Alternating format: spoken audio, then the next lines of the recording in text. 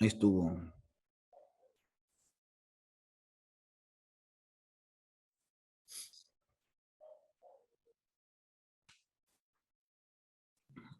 Ya me ven todos, ¿verdad? Todo chido. Muy bien.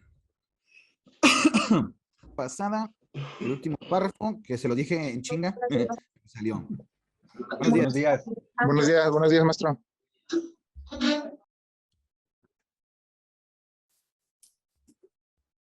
¿Ya están? Ya quedaron. Entonces, sí, está grabando. Ahora, nos vamos al primer punto, características del derecho según la sociología. ¿A qué nos referimos? Dice, desde la perspectiva sociológica tiene tres características: social, social histórica, plurifacética y pluridimensional. Cuando hablamos siempre de eventos sociales se van a hablar de tres puntos, pero hablamos desde el punto de vista del derecho. Nos dice primero, es una norma social porque aún los derechos fundamentales se consideran de núcleo sustancial de todo el derecho y de los derechos y un componente histórico. Más adelante se van a dar cuenta cuando lean derecho romano, cuando estén viendo historia del derecho, desde cuándo es que surgen ciertas normas y que todavía algunas las seguimos aplicando porque pues cada sociedad es distinta, es diversa y es con lo que hace que la norma se busque adaptar a la sociedad que están utilizando.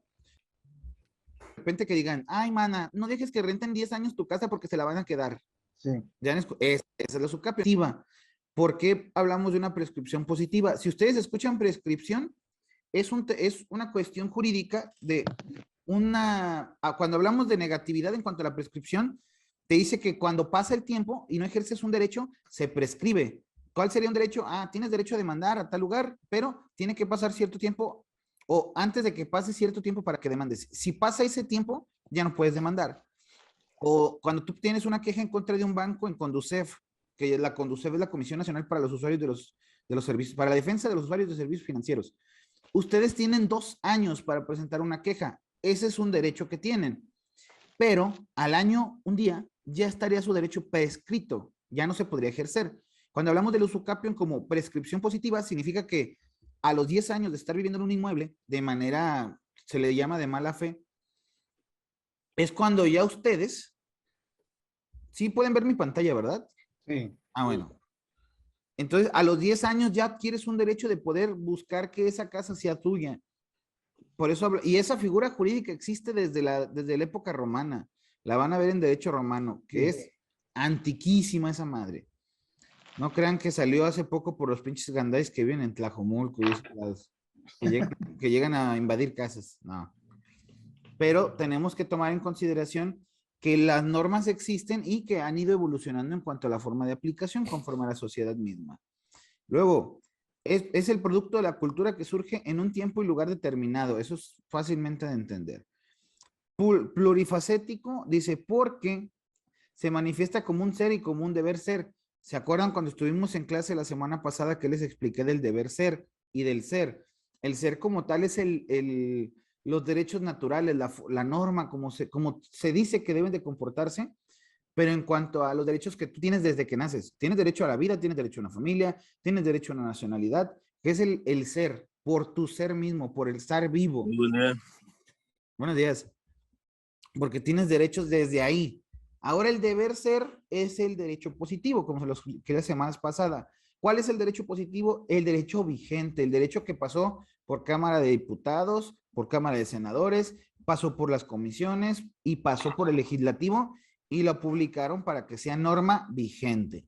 Ese es el derecho que nosotros hablamos como positivo y hablamos del deber ser, porque la norma te dice de cómo te debes de comportar. Por eso la norma es abstracta, porque cualquier persona puede entrar dentro de la norma y cualquier persona puede cometer algo o dejar de cometer algo, dejar de cumplir con algo que también se puede considerar grave, que se le llama por nosotros una omisión.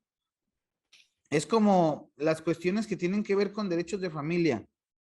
Tú puedes cometer una omisión, que se escucha medio raro porque cometer una omisión es como de estás cometiendo algo que no estás haciendo, pero así se le llama al delito, a la realización en sí, porque sabes que tienes la obligación de hacer algo y no lo haces.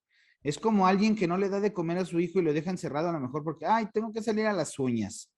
Ay, tengo que salir porque pues, ya van a vender los boletos de Chivas América y ni modo que me quede sin partido. Y deja al niño ahí, dices, ah, pues aquí te lo dejo.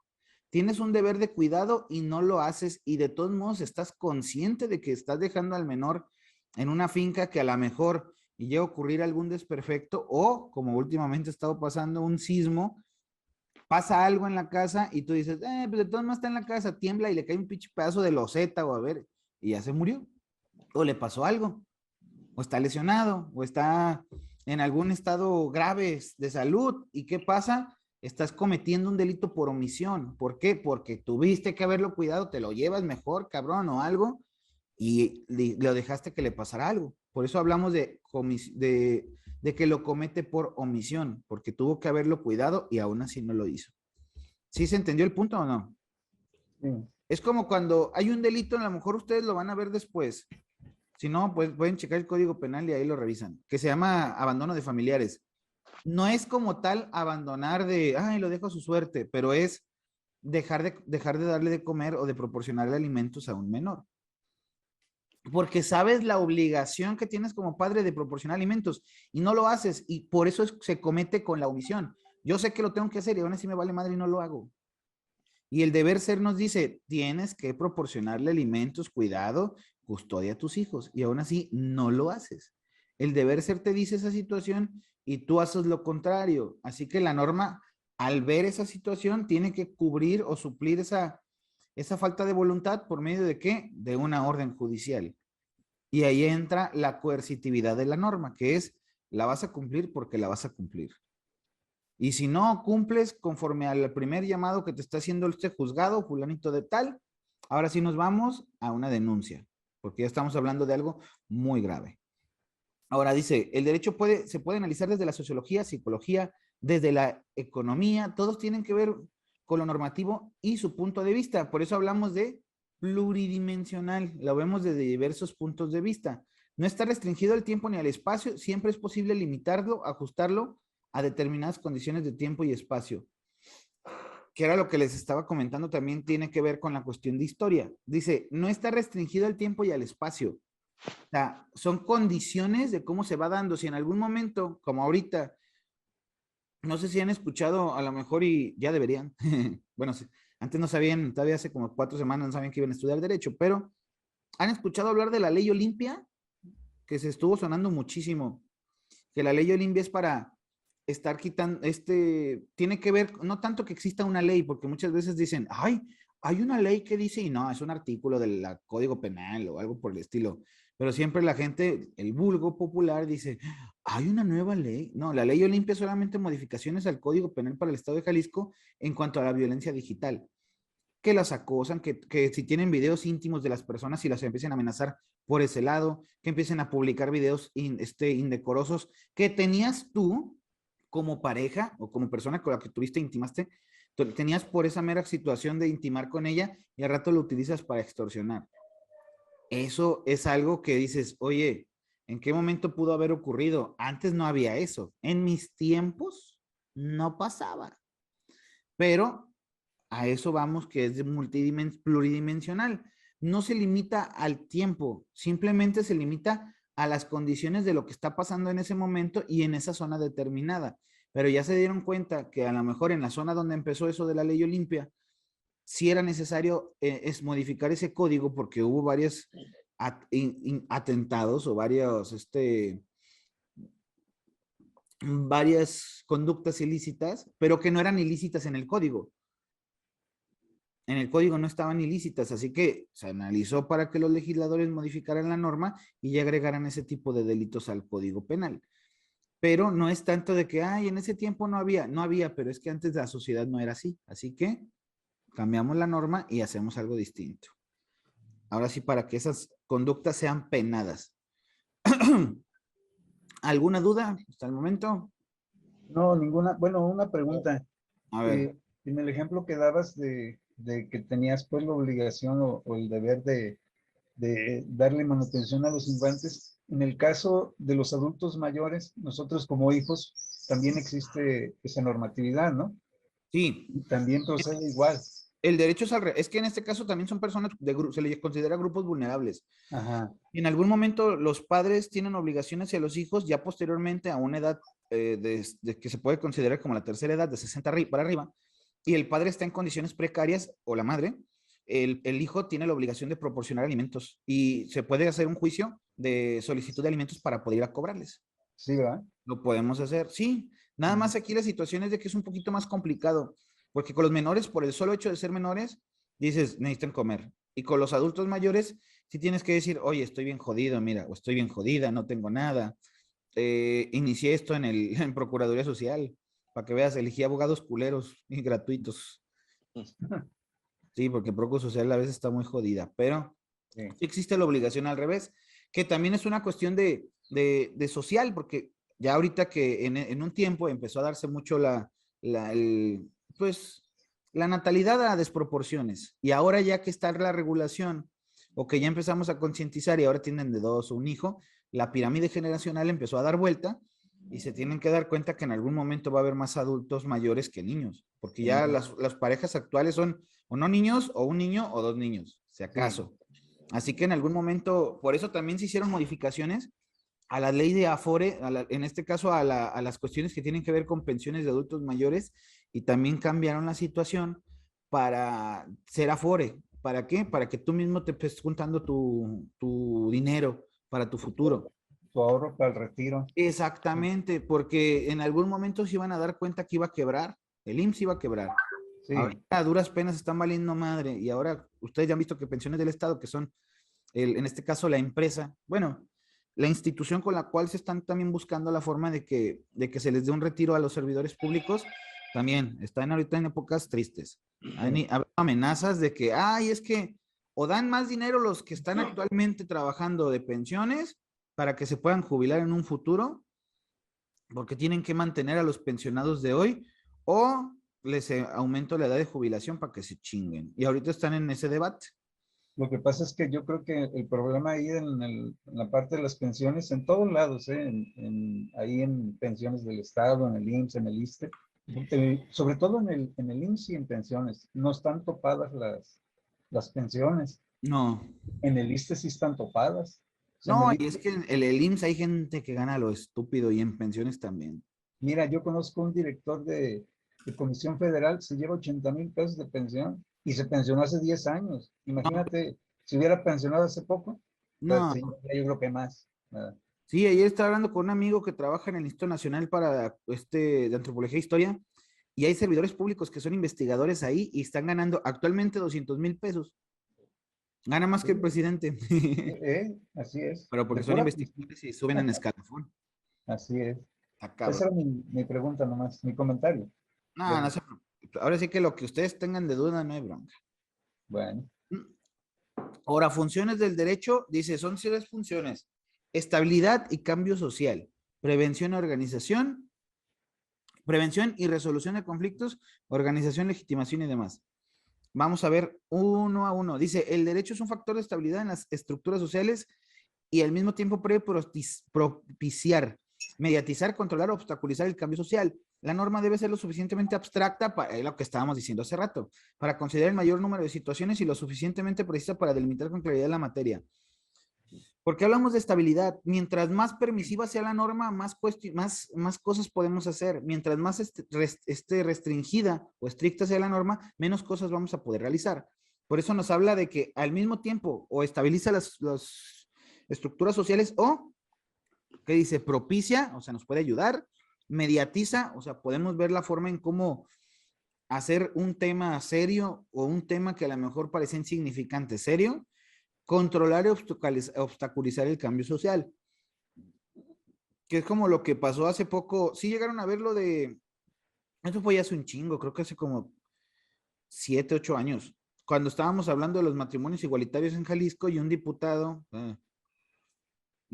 sin testículos, como lo puedo decir yo, Enrique Velázquez, era diputado del PRD y quiso hacer una norma, o quiso hacer una modificación a la norma para poder realizar los matrimonios igualitarios. ¿Qué pasó al final? Como le preocupó más su cargo, porque pues, de eso viven, de ser pinches servidores públicos pendejos, prefirió modificar la norma para que no meterse en pedos y hacer algo, en vez de un matrimonio igualitario, se hizo ¿cómo se le llama? La ley de libre convivencia, que era como de, ¿sabes qué? No estamos casados, pero somos una sociedad. No te voy a decir matrimonio, pero cualquier persona puede entrar. De hecho, dos personas pueden ser conviventes, libre conviventes, y pueden crear como una tipo sociedad y son obligaciones entre los dos. Oye, pero es como un matrimonio. No. Pues, sí, podría tomarse así, pero si tú quieres ser un libre convivente, lo puedes ser.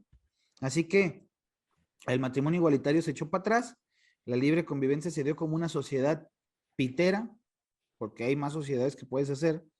Está la sociedad civil, la asociación civil y más cosas que vienen en el Código Civil.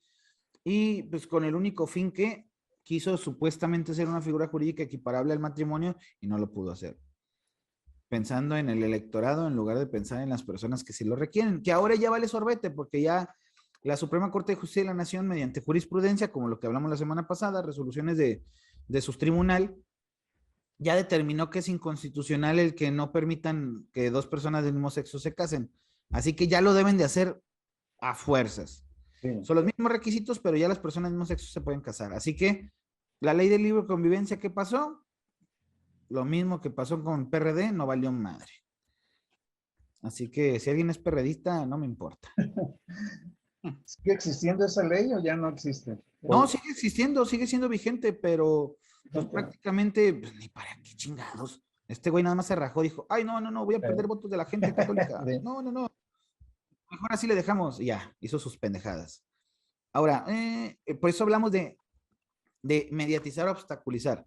Dice, el derecho pretende resolver conflictos de intereses entre particulares y grupos sociales. Es un mecanismo de solución de conflictos intercomunitarios. Dice, existen mecanismos de solución de conflictos antes del derecho de la sociedad antigua. Había anteriormente en ciertas sociedades como un tipo mediador, que era una persona que resolvía los conflictos. Muchas veces era la persona más adulta del pueblo, muchas veces eran personas que le llamaban en derecho romano pretores, que eran de, oye, tengo un pedo, vengan ustedes y yo ya les doy el derecho. Así que le llevaban su problema y ellos lo que hacían era tratar de buscar la forma de resolverlo, sí o sí, y emitían una resolución que al final sí era acatable. Pero eso es lo que busca el derecho. Se supone que ante la cuestión de lo abstracto de la norma, para que todas las conductas puedan entrar de cualquier persona, el derecho tiene ese fin de resolver los conflictos, porque sabemos que a partir de la convivencia con dos personas ya existe un conflicto. Puede haber conflictos, puede haber roces, puede haber rispideces, pero se busca que se resuelvan por medio del propio derecho. Así que siempre ha habido figuras jurídicas que quieran resolverlo de una forma alterna, pero al final, muchas veces hacían o cometían un error de, es un juicio, vámonos, se va a llevar como juicio, órale.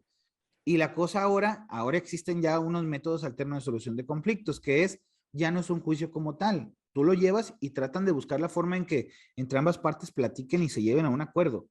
No antes de que vengan, yo se lo resuelvo y tengan su pinche sentencia, chinga de su madre, vamos a ver qué. Ahora sí ya hay formas de llevar una mediación de manera adecuada. Luego, la organización, legitimación y restricción del poder forman parte de la unión indisoluble que tienen los conceptos de Estado y derecho. Fíjense, esto de la revolución. Dice, restringió los abusos del poder de las monarquías absolutas, que era lo que les decía yo. A partir de la Revolución Francesa salió esta Declaración Universal de los Derechos del Hombre y del Ciudadano, que ahí ya dice, estos son los derechos mínimos que tenemos, porque estos monarcas están pasando por el arco del triunfo nuestros derechos mínimos. ¿Qué hacemos? Hacemos matazón y media, nos chingamos un buen de diputados, no recuerdo cómo se le llamaba ahí, eran los lores y los comunes, en Inglaterra. Sí, los lores y los comunes. Sí, que eran la cámara baja, cámara alta y demás. Sí.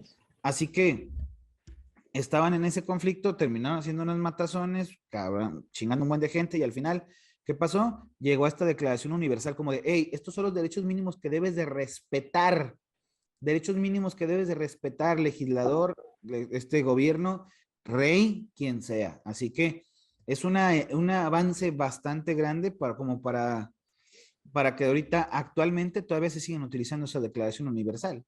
y adaptándola al punto de vista tanto de Centroamérica o de América, porque hay una declaración americana de los derechos del hombre y del ciudadano. Así que hay una declaración para nuestro continente. Hay otras declaraciones que pueden verse en otros estados o en otros grupos o conglomerados de estados.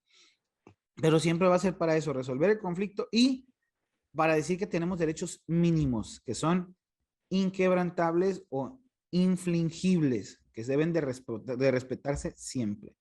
Dice, el ideal de un Estado limitado por el derecho ha venido evolucionando ya que el orden actual internacional, las relaciones de países están condicionadas por la presencia de organismos internacionales, regidos por el derecho y cuya actuación depende del respeto de los demás miembros. Ahí en algún momento, nosotros hablamos, creo que también se los dije la vez pasada, los 4 elementos del Estado son población, territorio, soberanía y gobierno. Y el último o el más importante, o más bien, todos son importantes, pero el último que se pudo haber tomado en consideración es la soberanía, que es el poder que tiene un pueblo de gobernarse a sí mismo. Y ese es uno de los principios que le llamamos jus gentium, que es el derecho de gentes. Tienen derecho de autodeterminarse. Y es, a pesar de ser un tipo de concepto viejísimo, es con el que se rigen las relaciones internacionales. Por eso hay tanto conflicto cuando de repente dicen, oye, Estados Unidos se quiere meter con tal país. Y están todos chingando como de, oye, Estados Unidos, no lo hagas, no seas malo. Que pareciera en algún momento que fuera tibio, pero es que por lo mismo del derecho a la soberanía de los pueblos, es que no pueden entrar a hacer lo que hizo Ucrania, lo que hizo Rusia con Ucrania, vaya. No tendrán ese derecho de hacerlo porque cada uno se determina como sea, pero ya vieron lo que pasó. Así que en algún momento tendremos que corregir esa situación. Así que por esa misma razón es que a veces dicen, bueno, entonces, ¿para qué chingados sirve la ONU? La ONU tiene ciertos parámetros para regirse que todas, en alguna decisión, todas las naciones tienen que estar de acuerdo. Es como de, no se van a poner de acuerdo nunca por las creencias de cualquier persona. Siempre hay una mayoría, pero no se pueden poner de acuerdo todos. Pero para eso también está la OTAN, ¿no? Sí, pero es que la OTAN es un grupo que es el grupo armado de la ONU y es sobre ciertos países, ¿eh? No es todos los países entran. Son ciertos países que solamente los hicieron para, buscaron con la OTAN tratar de juntar países que estén cerca de Rusia o de la Unión Soviética para poder decir que ellos tienen un brazo armado para que en cualquier momento lleguen y se chinguen al pueblo. Eso lo hicieron con el fin de mostrarle músculo a Rusia, pero también lo han estado utilizando para meterse a ciertos países y llevarles paz, llevarles civilización, llevarles arengar al gobierno en turno. Pero pues prácticamente la OTAN la rige Estados Unidos y otros países que creo que es Inglaterra y no me acuerdo cuáles otros, pero pues es el brazo armado de la ONU y lo utilizan para sus intereses. Así que sí está muy cabrón. Sí, es Inglaterra, Alemania, los países fuertes, pues, económicamente. Ajá, pues de hecho, acuérdense que por eso iba a entrar al conflicto, por eso entró al conflicto Rusia con Ucrania, porque Ucrania dijo, cámara, voy a entrar a la OTAN, ya estoy dándome cuenta que sí necesito entrar a la OTAN y es como de, oye, tú estás pegadísima a mi país, estás a un lado, no debes de entrar a la OTAN, Ucrania, oye, pero soy soberano y soy autodeterminable, no vas a entrar a la OTAN, Ucrania, tú saliste de mí. No, pero es que yo, pues te invado y ya. ¿Por qué? Porque iban en algún momento, si esto es una cuestión estratégica, en algún momento si tienen Ucrania, ¿qué iba a pasar? Pues iban a entrar facilísimo por Rusia. Tendría que fortalecer la relación con Ucrania o en este caso, pues poner más militares en la franja con Ucrania, porque ya la OTAN pondrían bases militares ahí cerca para en algún momento intimidar a Rusia y lo que Rusia no quería era eso. Así que por eso los invadió por el brazo armado de la ONU que termina siendo el achichincle de Estados Unidos. Ahora, dice, es la solución y prevención de conflictos de intereses hoy en día.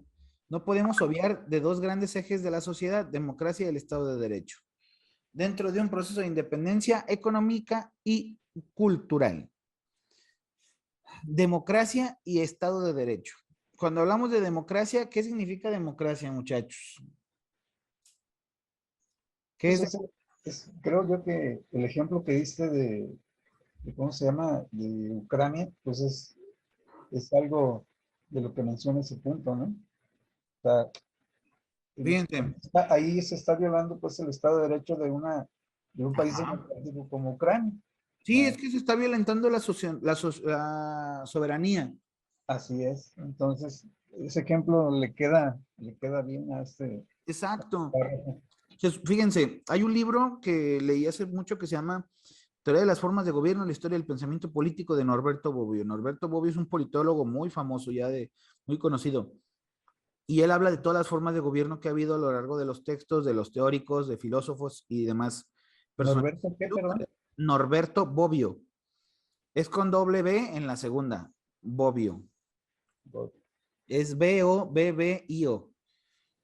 Y está muy bueno el libro. Y hablaba que la democracia era la forma mala de gobernar. Muchos teóricos decían que la democracia era la peor forma de gobernar. De hecho, había una forma peor de gobernar de la democracia que se llamaba oclocracia, que era como los estúpidos gobiernan a todos y son los que se chingan el pueblo. Pero en algún momento algunos teóricos, sobre todo griegos, decían que la democracia era mala. ¿Por qué razón? Porque se supone que para que haya una verdadera y una perfecta democracia, todas las personas deben estar en el mismo nivel, educativo y económico. Así que hay de repente, como lo que está pasando en algunas consideradas democracias, que muchas personas no tienen el nivel económico de la persona que está siendo representado.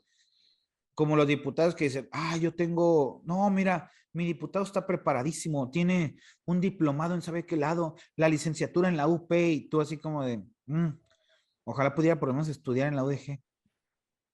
Por lo menos hubiera querido tener la oportunidad del diputado. Yo ahorita estoy trabajando desde la primaria o tengo 40 años trabajando en lo mismo.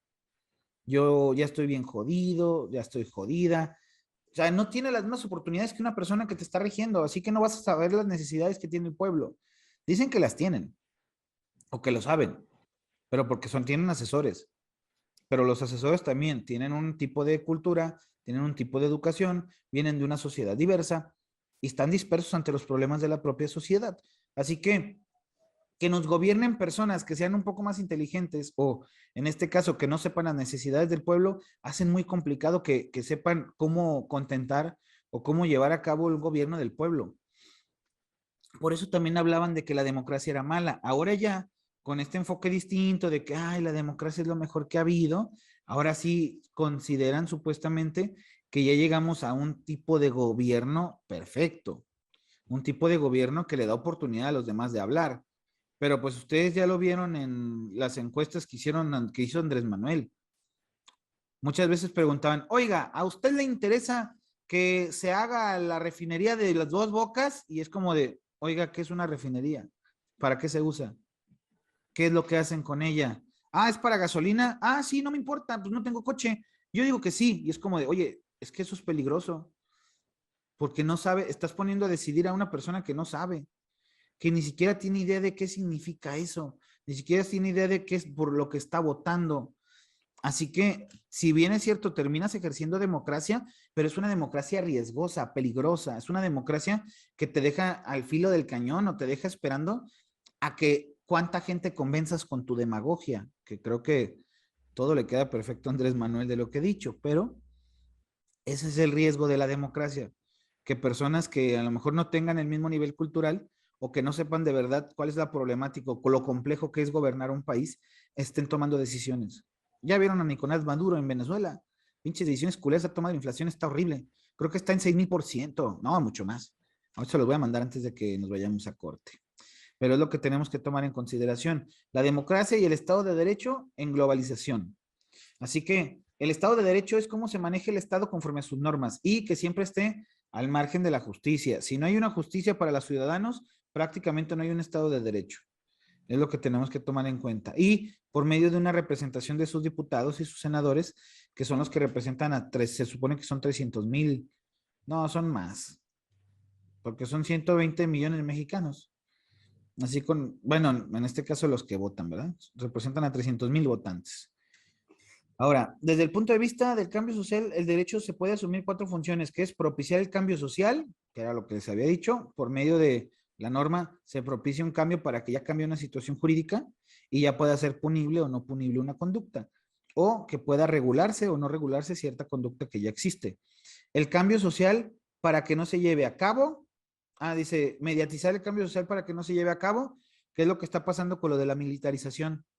Están mediatizando el tema, que a lo mejor y sí existen varios lugares donde de verdad ya ni siquiera con la policía se puede controlar, pero también existe el desperfecto de que el ejército existe para poder combatir una invasión.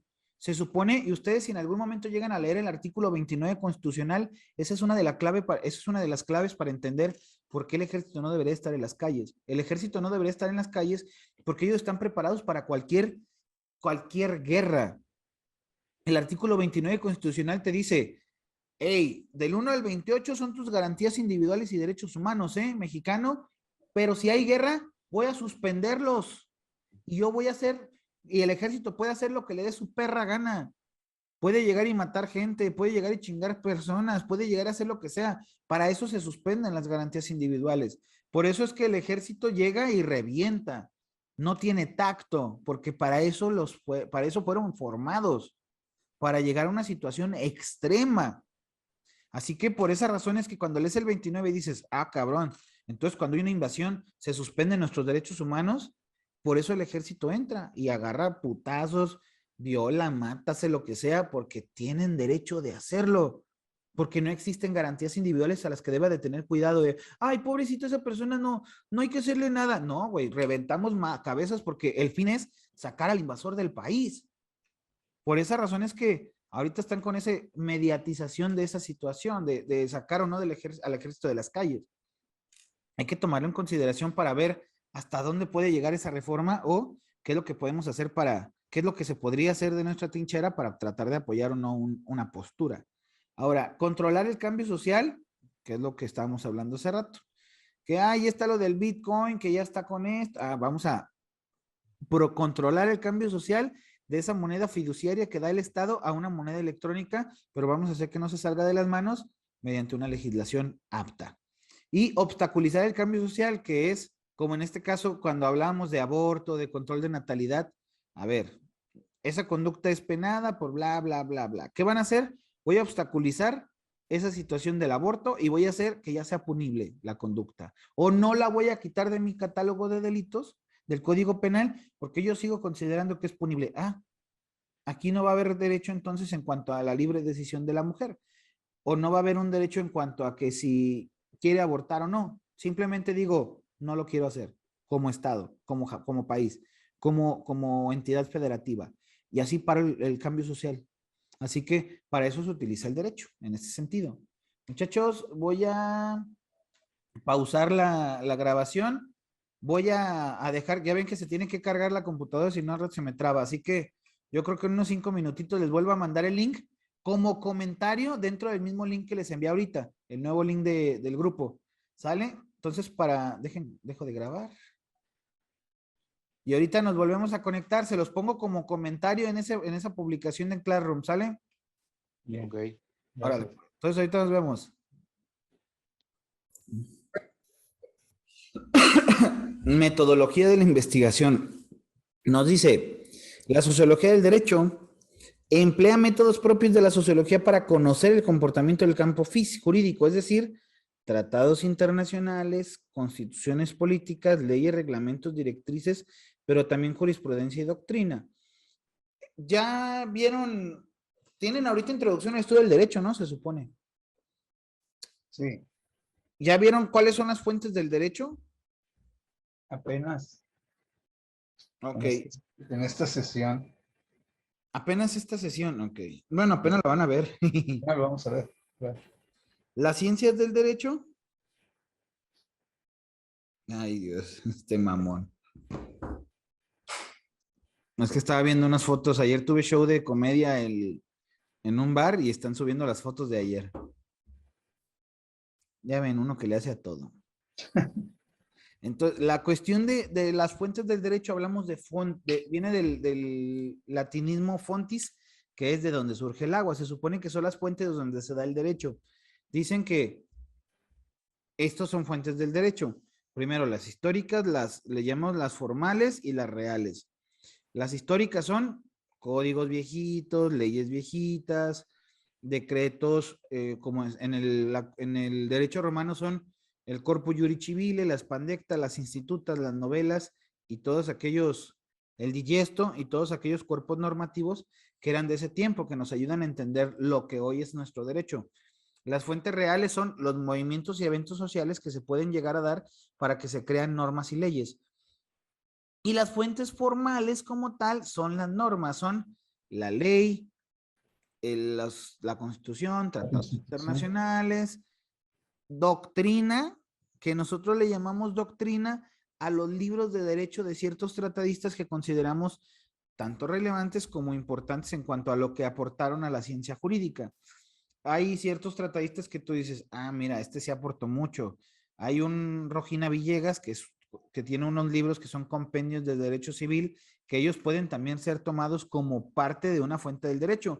Si en algún momento tienen una demanda, una denuncia o algo, y hay algo que no les queda muy claro, o no creen que no le puede quedar claro a algún juez o algo, o que tu punto de vista concuerda con lo que dice esa doctrina, ese libro, tú lo puedes tomar como fuente y fundar tu demanda. Decir, a ver, lo que yo quiero pedir es como lo interpreta Rojina Villegas en este sentido y pum, le pegas ahí. Lo interpretas en ese sentido, pero ya le estás poniendo como fuente del derecho. Por eso nos habla aquí. Tiene dice, la sociología emplea métodos de la sociología, la del derecho. En cuanto al campo jurídico, vamos a analizar tratados internacionales para ver cómo es que entre las naciones se llevan, constituciones políticas para ver qué es lo que cada sociedad tiene de diferente, que hay, a lo mejor aquí sí existe la división de poderes en tal país, que está la división de ejecutivo, legislativo y judicial. Ah, mira, en Venezuela existe esta pendejada que se llama el poder del pueblo, y sí, léanlo, existe. Hay un cuarto poder que es el poder del pueblo, que no vale para pura chingada, pero ya ven que como es la República Bolivariana, hicieron esa pendejada modificando la ley. Así que, ¿qué podemos hacer? Pero existen ese tipo de normas. Dice, leyes que son un poquito más abajo de la Constitución que reglamentan ciertos artículos. Es como el artículo 5 constitucional, que hablamos de un derecho de ejercicio de la profesión. Existe la ley de profesiones, existen ciertas normas que te dicen hasta dónde. El 124, el artículo 124, 23 constitucional, perdón, que es regulable la ley federal del trabajo, porque hablamos del derecho al trabajo y esa ley regula ese artículo 123 para decir cuántas horas de trabajo, qué tanto se puede trabajar, qué tanto se puede hacer, qué tanto no se puede hacer y de ahí se regula. Dice directrices, que en este caso son circulares, reglamentos y cuestiones diversas. Pero también, ¿por qué lo ponen aparte como doctrina y jurisprudencia? Acuérdense lo que vimos la vez pasada. La constitución y demás, y constitución, leyes y reglamentos, los modifican los congresos estatales o locales, o los reglamentos los emiten los cabildos municipales. Solamente ellos pueden emitir reglamentos. Bueno, solamente pueden emitir reglamentos en cuanto a limitación, como facultades legislativas, como facultades de crear normas. Pero leyes siempre van a ser los congresos locales y los congresos nacionales o federales. Pero la jurisprudencia, como se lo expliqué la semana pasada en vivo, en persona, la jurisprudencia es la interpretación de una norma, ya sea porque le falta un pedazo a esa norma o porque está mal explicada la norma, y es lo que hace ese parchecito que dice, así se explica la norma o así se entiende la norma, o la otra, esta parte le faltó a la norma y con esta jurisprudencia, esta resolución de la Suprema Corte de Justicia de la Nación, vas a entender ese artículo o vas a entender por qué se hizo esta ley. Por esa misma razón lo ponen aparte. Y la doctrina, como ya se las expliqué, son libros de tratadistas que se consideran importantes y que puedes tomar como fuente. Ahora, la investigación sociojurídica es en un sentido social de investigación, es por lo que implica el trabajo empírico y de campo. ¿Por qué hablamos de empírico y por qué hablamos de campo? Al hablar de empírico, hablamos de una cuestión de práctica. Vamos a ver mediante la práctica cómo es que se han llegado a dar este tipo de cosas. Y en cuanto a de campo, es encuestas y demás. ¿En algún momento han visto ustedes encuestas, pero mucho más enfocadas a la cuestión económica, que de repente dicen, ah, cabrón, llegó alguien y me dijo, hola, buenas tardes, nosotros somos de Heineken, queremos ver y que me expliques cuál es la bebida que más tomas? Y ya les explicas, no, pues la neta, como soy jodido, pues no tomo más que agua. Ah, bueno. ¿Usted ha tomado Heineken? No, en mi perra vida, es una asquerosa cerveza. Ah, bueno. Desde que la compró la Sol, ya vale pa' pura madre. Bueno, está bien, muchas gracias. O pues ustedes les salen encuestas de repente en YouTube de, ¿has visto este producto últimamente? O hasta cuando pones Waze, oye, ¿cuál de estos productos han salido últimamente en los has visto? Ya le pones comida para perro, ya, pinche colgate, pendejadas así. Pero hay cosas de repente para investigaciones que puedes utilizar las entrevistas. Que, oiga, ¿qué tipo de... ¿Ha usted escuchado hablar de la perspectiva de género? No. Y si le digo qué es, y se va a dar cuenta que es más común de lo que aparenta el que utilicemos la perspectiva de género, ¿cree que me puedo dar 5 minutos? Sí. Y ya. Ahí vas a desarrollando la encuesta y mediante eso se hace una estadística y de esa estadística se ve la percepción de lo que opinan las personas de un tema en específico. Para eso son las encuestas en sí. Por eso hablamos de una entrevista de campo. Dice, la sociología se desprendió del tronco de la filosofía buscando el propio desarrollo a partir del estudio de hechos sociales desde un punto de vista positivo. ¿Por qué hablamos del tronco de la filosofía? Se supone que la filosofía, desde su concepción, eh, de, de la definición en sí, de su origen en el latín, que es filo, amor, y sofos, conocimiento, o amor al conocimiento. Se supone, de ahí viene la filosofía. Así que el punto es que se separa la filosofía, que es el estar pensando y estar reflexionando y estar llegando a ciertos criterios, tesis, teorías, y ahora ya se separa y dice, voy a yo enfocarme en lo social, tú te enfocas en el propio conocimiento. Vámonos. Y es cuando se separa de ese punto, pero como dice, punto de vista positivo para buscar la forma en cómo hacer cambios graduales en la sociedad. Dice, a diferencia de la reflexión filosófica, que emplea un discurso abstracto y especulativo. O sea, abstracto ya dijimos que es a cualquier persona, especulativo que tratamos de adivinar, de descubrir hacia dónde va.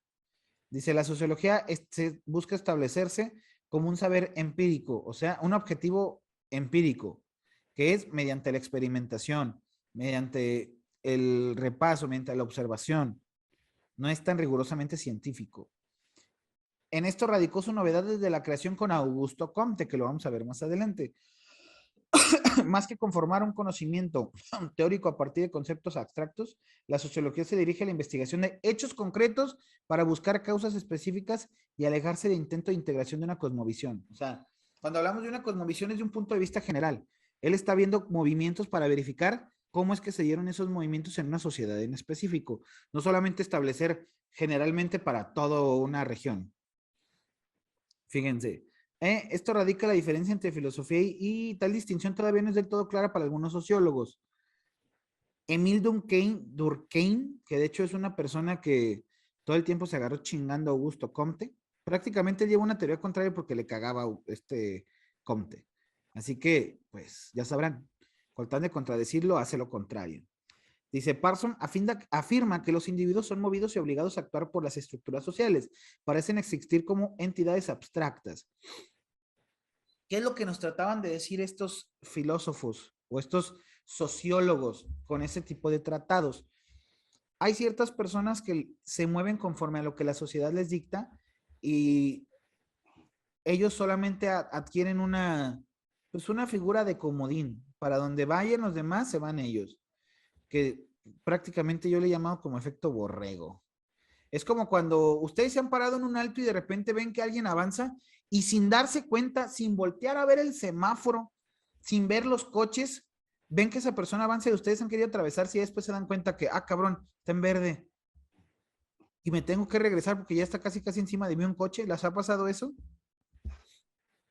Que dices, puta madre, entonces ¿para qué me atravesé? Es que el pendejo de adelante se adelantó y se atravesó porque como ha de tener prisa y su vida no corre tanto riesgo y aparte no ha de valer tanto su vida, pues mejor prefiero atravesarse los coches en verde. Pero eso es algo que nosotros podríamos considerar como lo que dice Emile Durkheim. Dice, a ver, los individuos son movidos y obligados por las estructuras, que es, si alguien hace algo, dices, yo para más comodidad me pierdo en el colectivo y hago lo que hacen ellos, no pienso tanto y me beneficio de ese tipo de movimientos.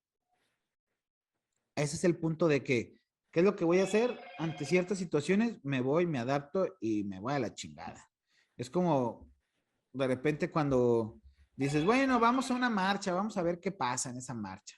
¿Qué pasa con la marcha? No hacen absolutamente nada. Simplemente van a hacer desmadre. Uy, cuando hacen desmadre, hay gente que dice, puta madre, ¿por qué quemé un coche?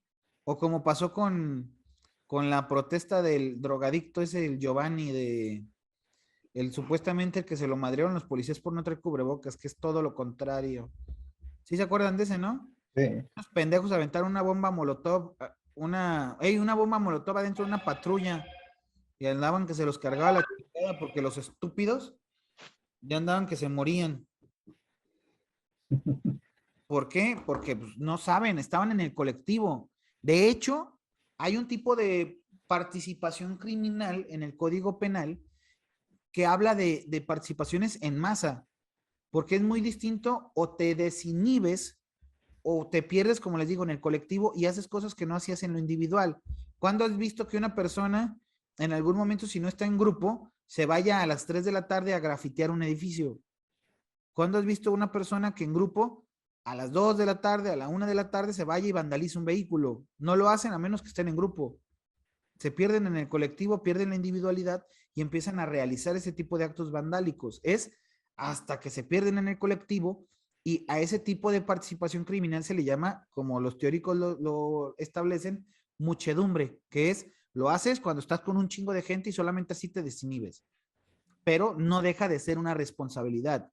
Lo que pasó con el Atlas Querétaro, que dices, oye, yo no sería capaz de patear un cabrón en la cabeza como si fuera un pinche balón de fútbol americano, pero pues estaba con mis compas y luego pues pinches atlistas culeros, ¿a qué vienen al estadio? Así que deja, pues, yo tengo el derecho de patearlos en la cabeza como si fuera un pinche sandía. Ni pedo. Pero si llegas a adquirir una responsabilidad de rato, te lo juro que no lo quería hacer, jefita. No, es que tal vez no lo querías hacer, pero te hundiste en el colectivo, perdiste la individualidad y pues tienes un cerebrito débil y es cuando eres obligado y movido por las estructuras sociales. Dice, la sociología se consolida como ciencia separada de la filosofía con Max Weber, que Max Weber es otro autor que también se considera sociólogo y aparte de todo comunista, que lo vamos a ver más adelante. De él es un libro muy bueno. Max Weber creo que tiene un libro que se llama El origen de la familia a la propiedad. Del Estado. Del Estado. Ajá, pero es que es el origen de la familia, la sociedad y la propiedad privada, una cosa así. Ah. Lo leí hace un chingo. Pero sí está muy chido. Dice, y los miembros de la Escuela de Chicago, quienes afirman que la sociedad es la suma de múltiples acciones de individuos, ya empiezan a tomar forma en cuanto a lo sociológico y en cuanto a cómo se debe coordinar. Dice, para estos autores la vida social se entiende y se puede explicar a partir de creencias, valores e intenciones de los sujetos que la llevan a cabo, es decir, los significados que subjetivamente otorgan al individuo el actuar social. O sea, se entiende y se explica de múltiples acciones y se entiende a partir de creencias, valores e intenciones de sujetos que las llevan a cabo. No deja de haber, no deja de darse que necesitamos ciertas acciones o que se dan ciertas creencias para poder modificar una cuestión social. Muchas veces se ha dado. En algún momento hay ciertas personas que forman influencia en un grupo, pero lo hacen desde su punto de vista de sus creencias. Que dices, ay, voy a hacer esto, pero ¿sabes qué? Lo voy a hacer hasta cierto punto porque soy cristiano. Y para mí los ídolos no existen, así que tengo que hacer, o sea, ciertas cosas que hacen desde su perspectiva y o los valores, que ya lo hemos visto en varias guerras y con un ente llamado Adolfo, que no lo voy a decir porque como lo voy a subir a YouTube, al rato me van a querer chingar por Adolfito. Así que ya vimos que él tenía valores muy distintos, él tenía creencias muy diferentes y ¿qué llegó a hacer? Llegó a aplicar la de Bastardo sin Gloria, que era tratar de joder a la sociedad que él consideraba que es la que más jodía, la que más chingaba, la que más perjudicaba al pueblo, que eran los judíos. y por medio de ciertos valores que él consideraba que para este tipo de pueblos o esta comunidad no existía. Así que hizo lo posible con tal de erradicarlas. Dice, y es decir, lo de los significados que subjetivamente otorgan al individuo el actor social. Hablamos de subjetivo, de subjetivamente porque es la concepción de cada una de las personas. ¿Cómo es que se concibe cada una? ¿Qué es lo que hace cada una? ¿Qué es lo que piensa cada una? Para llevar al actuar social, o sea, hacia el movimiento de las masas. Dice, el estudio de la sociología se basa en la observación avalorativa de los hechos sociales y puede llevar a cabo un estudio objetivo de creencias valorativas que tienen los grupos humanos hacia el hecho. Dice, entonces, observación avalorativa. Creo que ahí sobraría valorativa, pero bueno. Que es, vamos a estudiar mediante la observación los hechos sociales y ver cuáles son las creencias o los valores que tienen algunos de estos entes, de por qué se llevan a cabo este tipo de movimientos. Hemos visto muchísimos movimientos sociales desde el principio de los tiempos que de repente dices, ¿cuál es el valor de este movimiento que fue la Revolución Francesa? Acabar con la tiranía de los gobiernos y buscar la forma en cómo obtener una libertad individual a través de un sacrificio colectivo como es el llevar a la guerra, el llegar a hacer una conducta bélica, el llegar a atacar a un pueblo, el llegar a atacar a un monarca, que se supone que es la materialización de Dios aquí en la tierra, porque así lo consideraban. Por eso el Papa les daba la corona. Pero dices, voy a atacar por medio de esos valores que yo estoy buscando a través de este colectivo y obtengo a través de ellos una libertad individual, a través de un sacrificio que es el de un grupo. Que ya cuando hablamos de un sacrificio de un grupo, al verlo como individuos, sí se ve un poquito más difícil de entender a saber que un colectivo está llevando a cabo un ataque y que pueden perder ciertas vidas. Pero si lo vemos como personas en la individualidad, pesa más. Pero ya cuando hablamos como un grupo, dices, bueno, pues tales están combatiendo con estos güeyes. Está bien, like. Pero hasta cierto punto tenemos que entender que ese es el estudio que tenemos que llevar, los hechos y cómo es que se llevan a cabo a través de esas creencias y esos valores que tienen, como para dar como resultado la razón del movimiento, el estudio de lo que en realidad es lo que están buscando. Dice, es decir, se pueden analizar. Que, por ejemplo, ayer me tocó ver, no sé si vieron en las noticias,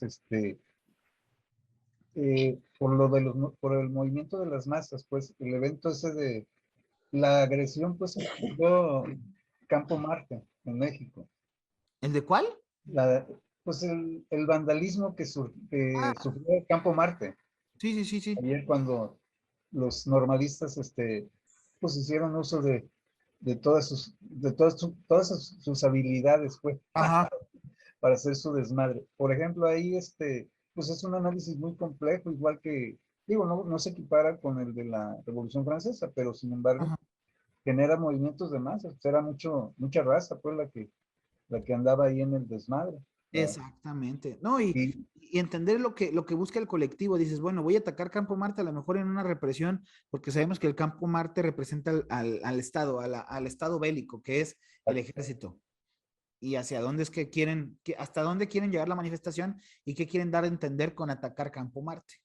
así es. Entonces, sí yo creo que es digno de un análisis. Escuchaba en Milenio un comentario anoche de uno de los analistas que salen ahí, y pues sí hay mucho de fondo en esa situación. Y es algo que tenemos que tomar en consideración, porque pues los políticos y los entes que se consideran rectores, como las personas de alto contenido social, como son los tuiteros, ellos condenan ciertos actos, pero no saben hasta dónde es el contexto de el hartazgo en lo individual, hasta que alguien se identificó con otras personas en un colectivo y dijeron, vamos a hacer esto porque ya estamos hasta la madre. Pero eso no lo entienden, nada más dicen, pinches vándalos culeros.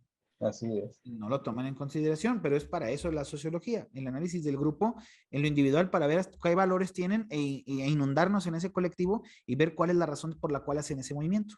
Y Sí, ese pues es la, el la contexto opinión social. generalizada yo creo que va en función de lo que comentas, pues, Ajá.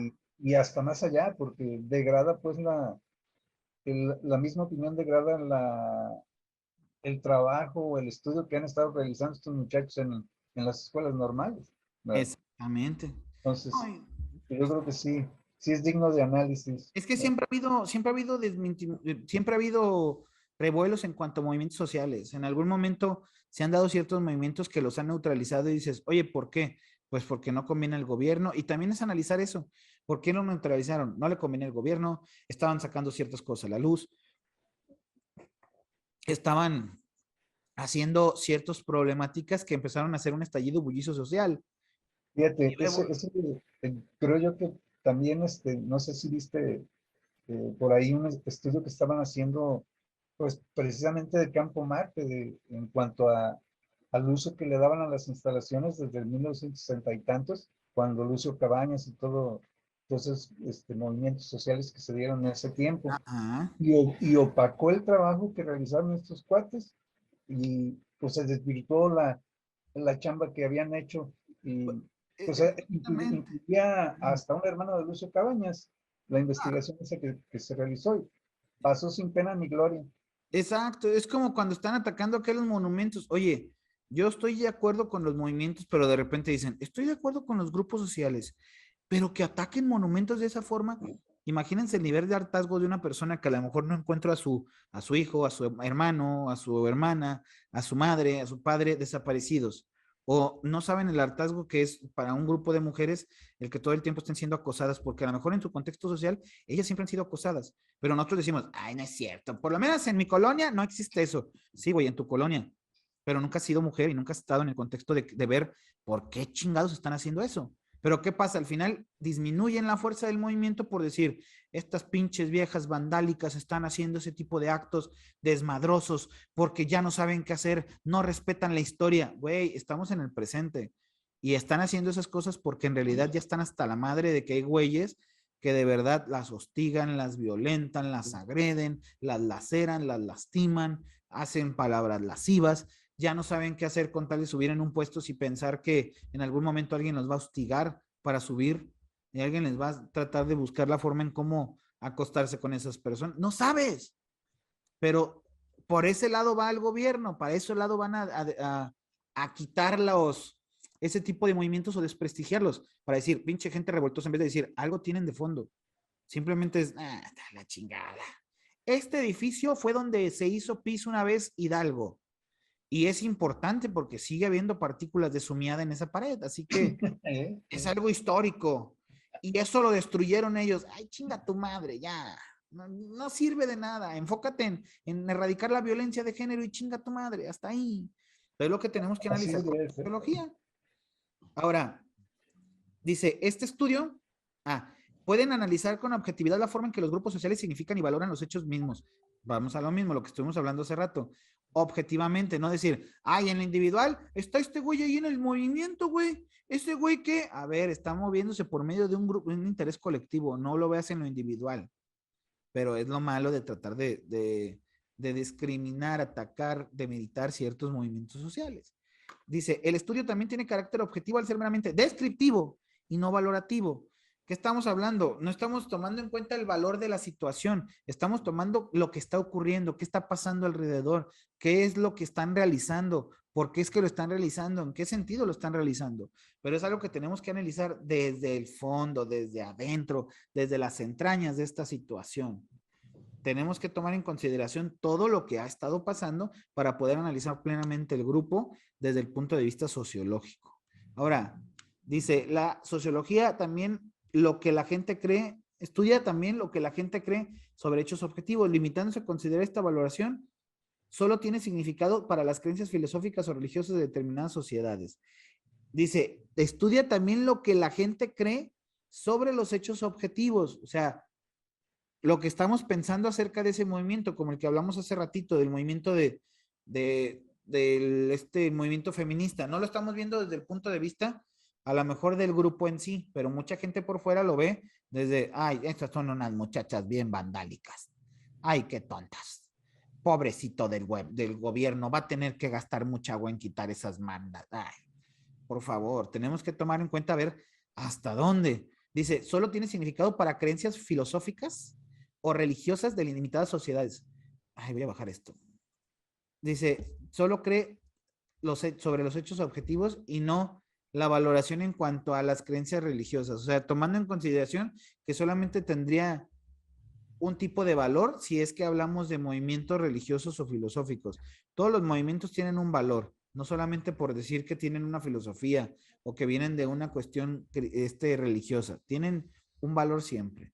Dice, a partir de ello la sociología puede ensayar la posible relación entre algunos términos con el objeto de establecer a modo hipotético una relación causal, que es por qué razón está pasando lo que está ocurriendo con ese movimiento. A ver, yo pienso, pues, también las hipótesis pueden ser muy reales o muy fáciles.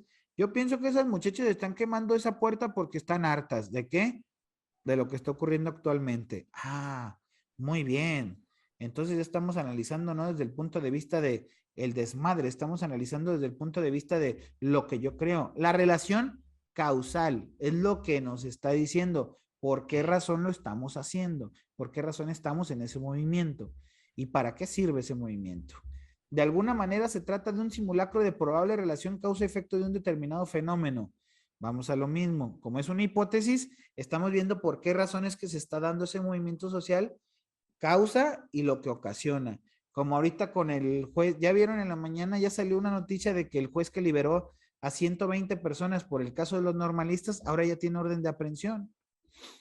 Así que eso qué va a pasar, en algún momento va a haber un movimiento social para decir, los jueces también estamos siendo incriminados, güey. Si sacaste a 120 personas de un asunto de total y completa perra relevancia, ¿no se te hace increíble que todos eran inocentes? No, es que la fiscalía no trabajó de manera correcta. Ok, pero 120 de 120 que tuviste, no pudiste haber dejado aunque sea un pendejo, dos cabrones.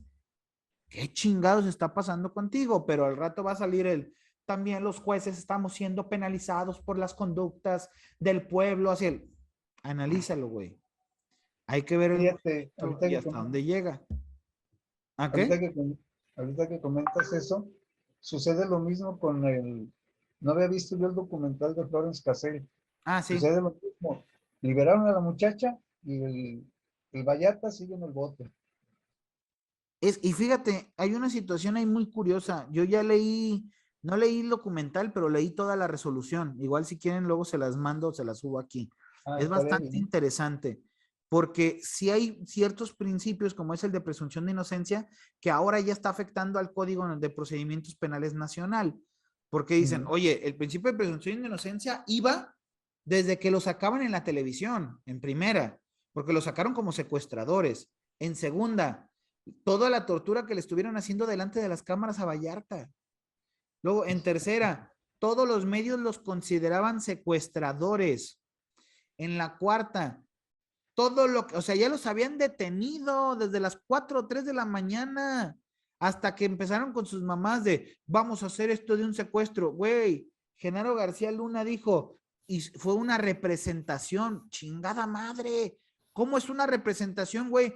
Florence Cassés, el musical, y hacen el puto teatro de que dice que los detienen adentro con los secuestrados. No digas mamadas. O sea, muchas estupideces. Y hasta ahorita es lo que ha afectado la presunción de inocencia. Por eso ahora salen con su cuadrito en los ojos, por eso ahora dicen, se presume que cometió tal delito para que no lo dejen como pinche culpable hasta que se demuestre lo contrario. Ahora es, eres inocente hasta que se demuestre lo contrario.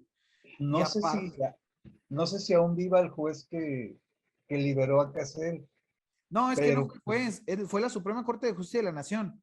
El caso se ah, atrajo por medio de las facultades de atracción de la misma Suprema Corte de Justicia de la Nación y creo que sí siguen viviendo, porque una de ellas era Olga Sánchez Cordero, que ahorita es senadora. ella era pero ¿qué te iba a decir? Imagínate, Es que sí el está, otro poner esto que está exhibiendo, pero está ay, creo que todo la de te estoy escuchando corta.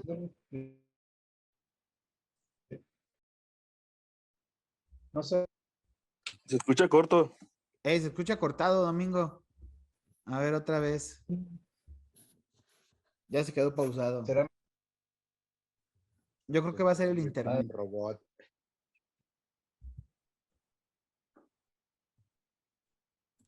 Ah, ya, a ver, otra vez, creo que ya. a ver,